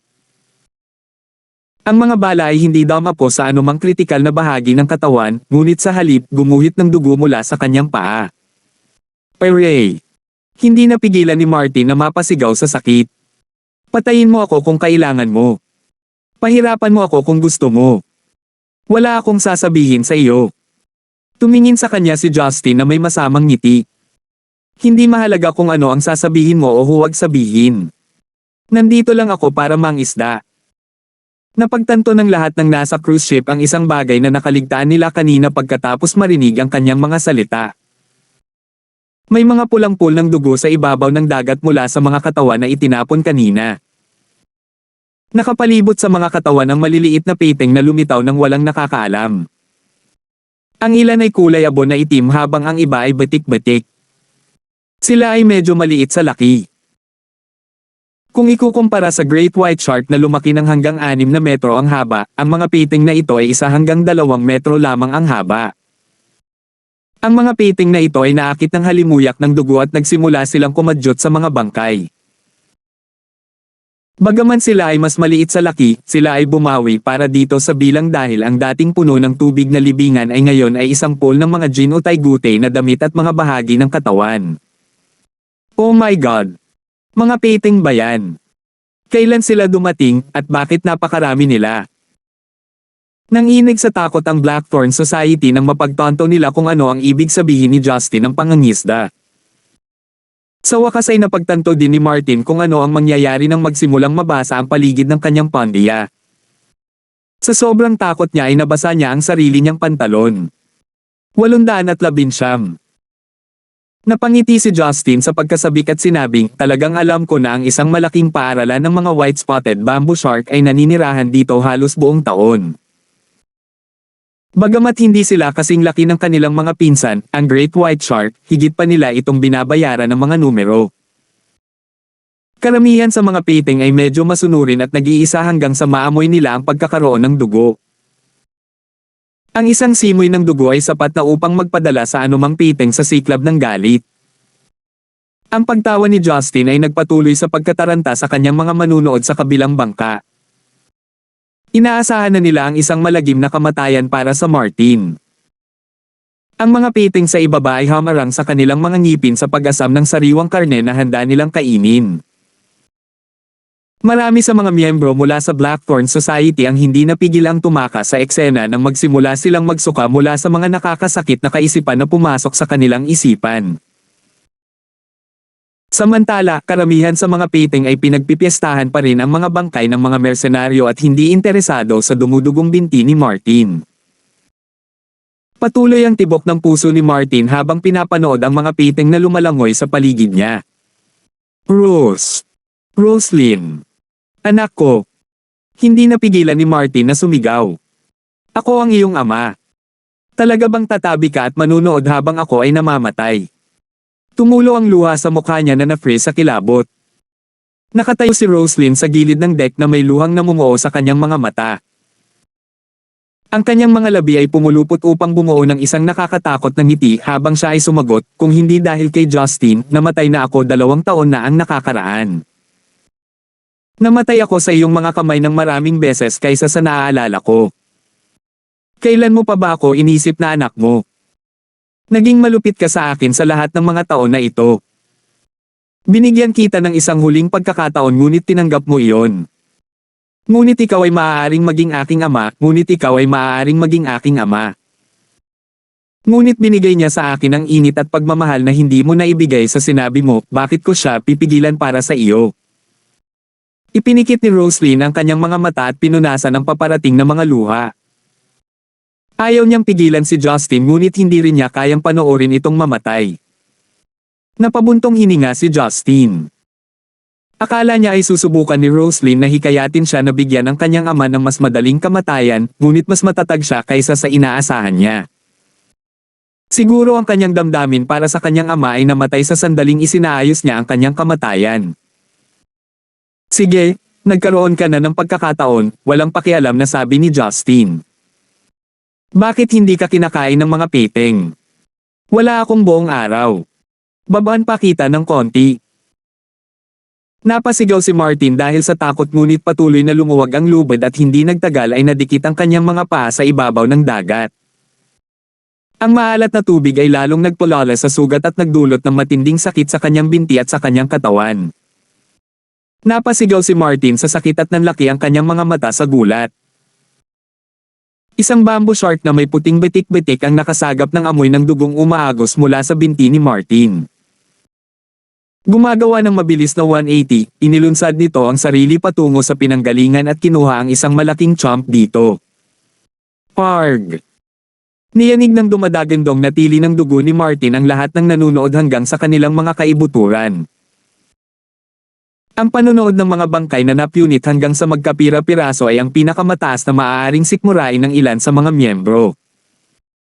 Ang pagkakaroon ng isang buhay na tao na pinunit ng mga piting ay higit pa sa kayang tiisin ng sino man doon. Nawala ng malay ang ilang miyembro nang makita ang Martin na may nawawalang tipak ng laman. Hindi pinunit ng piting ang buong paa, sa halip ay iniwang buo pa rin ang bahagi ng kanyang laman na inilantad ang buto sa loob. Magkagayunpaman, patuloy na nagpapalit-palit si Martin sa paghihina at pagpupuyat dahil sa sakit. Ang patuloy na pananakit ng tubig dagat at ang pananakit ng kagat ay nagpatigil sa kanyang tuluyang himetean. Nakita ni Justin na siya ay matagumpay at itinaas si Martin. Paano ito? You just kill me? Nawala ang tingin ni Martin at nagsimulang mamatla ang kanyang mukha dahil sa sakit at pagkawala ng dugo. Hindi pa ako tapos. Kung hindi ako makatanggap ng sagot mula sa iyo, sisimulan kong umakyat sa iyong mga binti at pagkatapos ay sa iyong mga hita bago pumunta sa iyong katawan. Sisiguraduhin kong pupunitin ang mga ito ng paisa-isa habang pinapanatili kang sapat na mulat upang masaksihan ito. Ang kanyang mga salita ay nakakuha ng mga hitsura ng katakutin mula sa karamihan. Natitiyak nila na si Justin ay isang diablo na ipinadala mula sa impyerno upang pahirapan ang mga buhay. Naramdaman ni Martin ang pagbaba ng kanyang katawan habang patuloy na umaagos ang dugo mula sa kanyang binti. May ilang piting na nahuli ng dugo at nagtipon sa ibaba niya. Kapag naabot na niya ang ilalim, walang duda na makakaranas siya ng panibagong mundo ng sakit. Hindi. Sasabihin ko sa iyo ang lahat. Nagsimulang umiyak si Martin. Ang bawat huling onsa ng paglutas sa kanya ay natunaw sa paningin ng mga piting sa ibaba. Sa kabila ng kanyang matapang na pag-angkin sa simula, siya ay isang ordinaryong tao pa rin. Siya ay hindi isang Diyos o isang magsasaka. Hindi man lang siya sinanay ng militar na labanan ang sakit. Nang lampasan ng takot ang kanyang bisyo, hindi na siya makapaghintay at sumigaw. Hinaila siya ni Justin palayo sa mga piting at ngumisi habang sinasabi, nakikinig ako. Umiyak si Martin at nagtanong, papatayin mo ba ako kung sasabihin ko sa iyo kung sino ang tao? Wala kang karapatang makipagtawaran, malamig na sagot ni Justin. The way I see it, you have two options. Sabihin mo sa akin kung sino ang tumulong sa iyo o mamatay sa pagsigaw. At saka, huwag kang magsinungaling sa akin. I can assure you that there are fates worse than this one. Napalunok si Martin habang ang kanyang mga mata ay napuno ng kawalan ng pag-asa at kawalan ng kakayahan habang ibinaling ang kanyang ulo sa bangkang nasa tapat niya. Nagkatinginan ng mga miyembrong naiwan na nakatayo at napagtanto na nasa gitna nila ang kasabwat. Sabay idinilat ni Roslyn ang kanyang mga mata, puno ng halo-halong damdamin ang kanyang mga mata habang nakatingin sa Martin, naghihintay ng sagot. Sinabi ni Martin sa garalgal na boses, ito ay Chen. Bago pa niya matapos ang kanyang pangungusap, si Rowena na nakatayo sa likuran ni Roslyn ay ipinulupot ang isang kamay sa leeg ni Roslyn at itinutok ang isang baril sa kanyang templo. Huwag kang gumalaw. Kung hindi, babarilan ko. Binasag ng nakakabinging boses niya ang katahimikan, inilantad ang pagkakakilanlan ng kasabwat. Ikaw ba yon? Shit! Bitawan mo siya. Ikaw ang taksil sa lahat ng panahon. Galit na galit ang mga miyembro ngunit hindi sila naglakas loob na gumalaw sa pagiging hostage ni Roslyn. Isang maling galaw ay magre-resulta sa dugo ng kanilang pinuno na tumalsik sa buong kubyerta. Kahit na hostage siya, kalmado ang mukha ni Roslyn ngunit puno ng lungkot ang kanyang mga mata. Malamig na tinitigan ni Justin si Rowena mula sa kabilang panig. Inaasahan na niya ito noon pa man ngunit kailangan niya ng kumpirmasyon bago kumilos. Ikaw pa ay pang matandang lalaki. Karapat-dapat kang kainin ng buhay ng mga piting. Sinayang mo ang pera ko sa pagkuha ng mga mersenaryong iyon. Nababalot ng galit ang mukha ni Rowena. Ang kanyang maselang mukha ay nabaluktot sa galit tulad ng isang halimaw na nagmamakaawa na makalaya sa kanyang kulungan. Parang nawala ng lakas si Martin para magsalita. Nadulas siya at nawala ng malay ng parami ang dumdam-aloy mula sa kanyang mga binti. Akala mo may iligtas mo ang sarili mo sa paggawa nito? Mahinang tanong ni Justin. Nagtagisan si Rowena ng ngipin. Nabigo ako. Balak kong lokohin ni Martin ang mga dating miyembro ng West Union Society, pagkatapos ay ipaalas sa mercenary group ng Swedish ang iba sa inyo. Pero, minaliit ko kayo. Hindi ko akalain na makakaligtas ka sa bombang iyon. Alam ko na may pagkakataon na malantad ako kapag gusto mong umalis para sa international waters. Pero paano ko nahulaan na haantong tayo sa ganito? Napangiti si Justin. Natatandaan kong sinabi ko sa iyo na huwag mo nang hilahin muli ang bagay na ito kung hindi mo mahaharap ang mga kahihinatnan. Hindi kita papakawalan ng ganoon kadali sa kabila ng relasyon ko sa iyong kapatid. Ipaalam ito na ako, si Justin ay isang tao sa aking salita. Ngayon, ihahatid kita sa isang kapalaran na mas masahol pa sa impyerno. 820. So ano? Sumigaw si Rowena, hipyuan mo ako kung maglakas loob ka. Lumapit ka pa at babarilan ko ang pinakamamahal mong babae. Isang buhay para sa isang buhay. Ang lahat ay umatras sa isang ligtas na distansya, natatakot na si Rowena ay hilahin ng gatilyo dahil siya ay malinaw na nasa isang hindi matatag na estado. Ibinuka ni Roslyn ang kanyang bibig pagkaraang tumahimik sandali. Bago ka mag-shoot, pwede mo bang sabihin sa akin kung bakit mo ito ginagawa? Haha. Ngumisi si Rowena. Dahilan. Napakaliit mo ba sa katotohanan? Ang gusto mo lang ay maging asong bantay habang buhay. Higit pa riyan ang gusto ko. Bakit ikaw ang pinuno ng Blackthorn Society samantalang ako ang nagpakahirap para mapanatili itong nakalutang? Haha. Baka walang clue ang iba, pero hindi. Matalino ako at pinupuri mo ang mga talento ko. Ikaw ay isang nakakahiyang babae. Paano ka tatayo dyan na puno ng pagmamataas kung ito ay isang lalaki na nagdala sa iyo sa hanay? Ako ang tunay na makapagdadala sa Blackthorn Society sa bagong taas. Ako lamang. Rowena.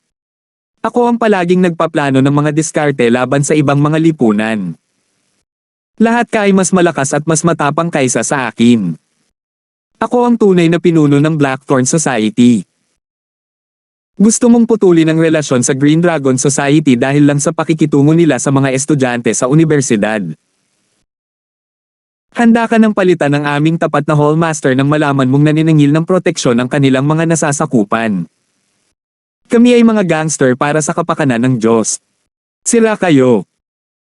Ang mga bulok na opisyal ng gobyerno na iyon ay tumatanggap ng suhol habang kami ay nagbebenta ng droga at S**X trafficking. Ano ang mali sa Redditen Society? Sa tingin mo ba ay isang organisasyon ng Reddit? Sa tingin na ang aming cash flow ay napakalalim. Ang ibang lipunan ay nagnenegosyo dahil sa takot sa gobyerno at sa kanilang mga batas. Kami ay mas mataas kaysa sa gobyerno ngunit nagpasya pa rin na kumita ng maliliit na kita. Bulag ka ba o sadyang tanga ka lang? Kung hindi dahil sa akin, mas marami pa tayong nalulugi kaysa sa kinikita natin. Hindi ka pa masyadong kasali para malaman na ang iyong lehitimong negosyo ay hindi nagbibigay ng sapat na pondo sa lipunan. Kung ipapasa mo sa akin ang iyong post, iiwan ko na lang ng ganoon. Magalang sana akong nagpapasalamat sa paghatid mo sa akin sa mundong ito at hinayaan kang umalis ng payapa bilang unang henerasyong pinuno ng lipunan. Nagtitiwala ako na noong ako ay pinuno, makokontrol ko ang mga nakapaligid na probinsya sa loob ng wala pang 3 taon. Pero ang hinayaan mo lang akong gawin ay ang maging deputy mo. Pero kapag sinabi mong malaking laro ang mangyayari sa akin, kailangan ko bang maghintay hanggang pareho tayong matanda at kulay abo bago ko makita ang pagkakataong kunin ang kontrol? Hindi ko mabubuhay ang aking buhay bilang isang bantay na aso para sa isang babaeng umaasa sa kanyang lalaki upang dalhin ang kanyang tagumpay. Ang mga salita ni Rowena ay umalingaw-ngaw sa kabila ng bangka sa mga miyembro na ngayon ay nagtipon ng ilang metro ang layo. Baka sa mukha nila ang pagkalito. Ang mga salita ni Rowena ay tumama sa loob nila. Nang pag-isahin ni Roslyn ang underworld sa Stonegate, inalis niya ang anumang operasyong may kinalaman sa droga at trafficking ng kababaihan. Nagdulot ito ng malaking dagok sa kita para sa maraming tao ngunit hindi sila nang ahas na magsalita. Kung ang kanilang mga nasasakupan ay nabigong gumawa ng kita, hindi ba't iyon din ang magbabalik sa pinuno? Isang malalim na buntong hininga ang pinakawala ni Roslyn. Kaya, ito ang palagi mong iniisip sa akin. Bakit, mali ba ako? Ngumisi si Rowena. Ate Roslyn. Tinatawag kitang ate dahil mas matanda ka sa akin. Pero sa totoo lang, minsan iniisip ko na kahit 3 taong gulang ay mas matalino kaysa sa iyo. Napangiti si Roslyn sa labi. Marahil ako ay masyadong walang muwang na isipin na ang mga bagay ay gagana ng maayos kapag ako ay nawala. Tama na ang katarantiduhan mo. Umatras ka kung gusto mong mabuhay. Kung hindi, pareho tayong mamamatay. Putol ni Rowena. Napabuntong hininga si Roslyn. Rongrong, palagi akong umaasa na balang araw ay mauunawaan mo. Ngunit ang iyong pagkainip ang magiging dahilan ng iyong pagbagsak ngayon. Anong sinasabi mo? Kumunat ang noo ni Rowena. Naisip mo na ba ito? Sa 20,000 o higit pang miyembro ng Blackthorn Society, ilan sa kanila ang tunay na nagnanais na makapasok sa Underworld? Tanong ni Roslyn. Ang tanong na ito ay nagulat kay Rowena at napalingon din ang iba sa kanila. Pagpapatuloy ni Roslyn, handang mamuhay sa mga ilegal na gawain, makipag-away at pumatay sa isang lipunan kung saan walang kasiguraduhan ang bukas. Maaaring mukhang maayos sila ngunit ganoon ba talaga sila? Ang ilan sa kanila ay hindi na makauwi at tumingin sa mga mata ng kanilang mga kapamilya dahil sa mga bagay na kanilang nagawa. Kung mabibigyan ng pagkakataon, hindi ba nila isusuko ang lahat para sa isang matatag na kita at oras sa kanilang mga pamilya? Why should I care? Retreat ka agad. Itinulak ni Chen Roslyn ang nguso patungo sa kanyang templo. Puno ng kawalan ng pakialam ang mukha ni Roslyn. Marahil, sa iyo at sa karamihan ng iba pang mga miyembro, pinipigilan kita na kumita ng pera sa pamamagitan ng pagbabaw sa droga at trafficking. Ngunit bakit mo iniisip na ito ay magtatagal magpakailanman? Kung hindi dahil kay Justin, o sa pakikipagtulungan sa mga Yuan at Fang clans at sa iba pang mayayamang angkan ng Stonegate, talagang iniisip mo na maaari tayong mabuhay sa ilalim ng sikat ng araw ng mapayapa. Sa ngayon, ang gobyerno ay maaaring magbulag-bulagan sa susunod na mga mata ngunit sino ang susunod na magbubulag-bulagan? 10-20 taon. Kapag nawala na kami ni Justin, sapat na ba talaga ang mga miyembro mo para harapin ang buong galit ng militar? Namutla ang mukha ng lahat at ang iba ay nablangko pa. Nagsimulang manginig ang mga kamay ni Rowena. Huli na para ibalik ang orasan. Mula sa pagtatatag ko ng Blackthorn Society, hindi ko na binalak na manirahan sa Underworld magpakailanman. Kung hindi dahil sa background ng pamilya ko, hindi ako pipili ng ganitong buhay. Kailangan kong maging handa para sa kinabukasan hindi lang ng sarili ko kundi ng mga tao at pamilya na umaasa sa lipunang ito para mabuhay. Pinili kong huwag hamanin ang bansa para sa isang maliit na round ng pansamantalang pakinabang. Ngunit lahat ng sinabi mo ay ang pinakamabuti para sa iyo. Isinasa panganib ang kanilang mga kinabukasan para kumita ng mabilis na pera. Shut up! Kalokohan! Si Rowena ay nanginginig sa galit. Ikaw ang nagdala sa akin sa landas na ito. Sinabi mo sa akin. Sinabi mo na ito ay isang landas na walang babalikan. Wala na tayong magagawa kundi alisin ang ating mga balakid at magbigay ng daan para sa ating mga miyembro. Naging malamig ang tingin ni Roslyn. Ganon ba? Parang buntong hininga pero sa mismong pagkakataong iyon, nagsimula si Roslyn ng kontra-atake laban kay Rowena. Ang kanyang siko ay pumunta sa lalamunan ni Rowena at pinaalis ang hangin mula sa kanya. Nang ibinaba ni Rowena ang kanyang kamay upang mabugan ng hangin, si Roslyn ay nadula sa kanyang likuran at inikat ang mga mesa. Inagaw niya ang baril mula kay Rowena at binaril malapit sa kanyang ulo. Si Justin ay nanunood ng may pakiramdam ng kasiyahan dahil alam niyang perpekto na ang katawan ni Roslyn para sa pagsasanay sa paglilinang. Naghiyawan ng mga tao at tuwang-tuwa ang mga taga-suporta ni Roslyn na masaksihan ang biglaang pagsabog ni Roslyn. Si Rowena, sa kabilang banda, ay nagulat sa turnabout. Huwag mong kalimutan na ako ang nagturo sa iyo ng iyong nalalaman. Mula sa kung paano magpatakbo ng isang imperyo hanggang sa kung paano humawak ng isang simpleng baril. Nakakamatay na malamig ang tingin ni Roslyn. Tumawa ng nakakaloko si Rowena habang lumingon at nakatitig kay Roslyn.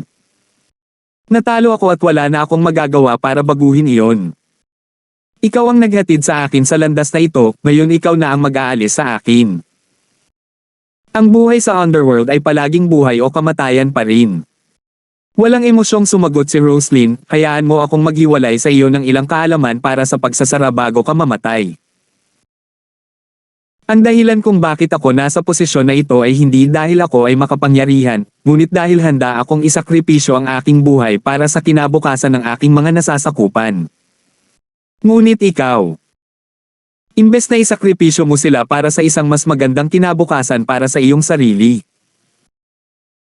Ang underworld ay isang landas na walang babalikan, ngunit hindi ko sinabing ito ay isa sa maling pagkakataon at hindi nagdulot ng sakit sa iyo.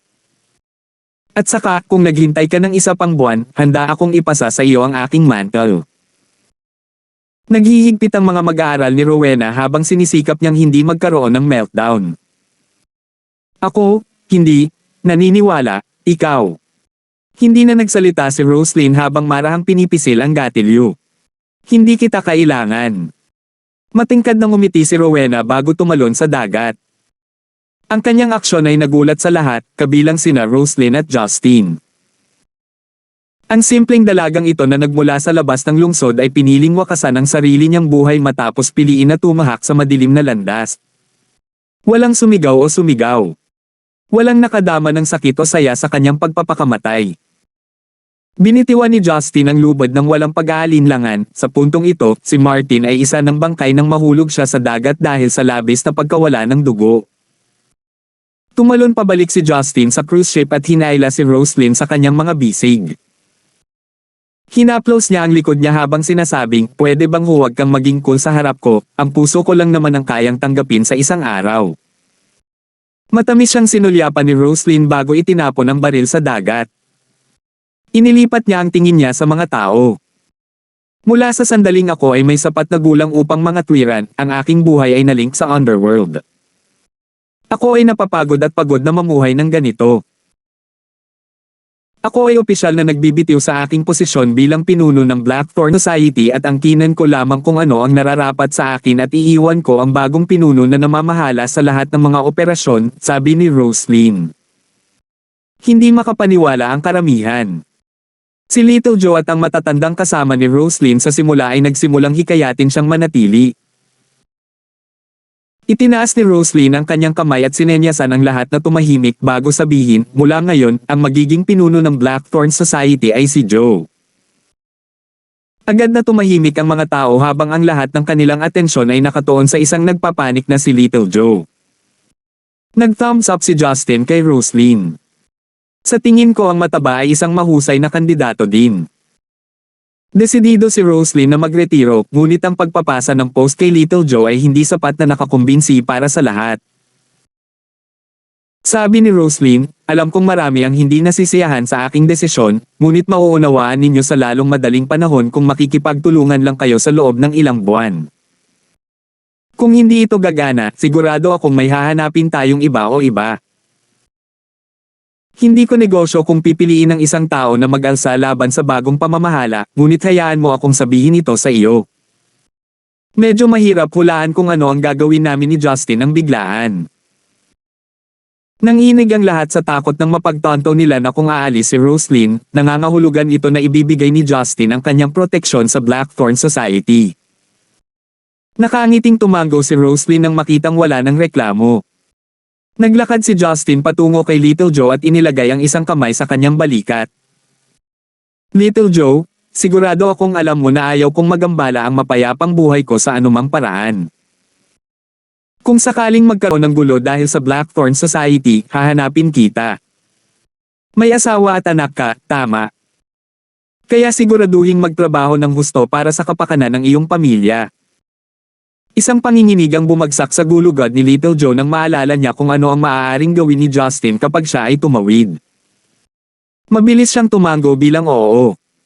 Salamat po at sinamahan ninyo ako, ingat lagi mga master.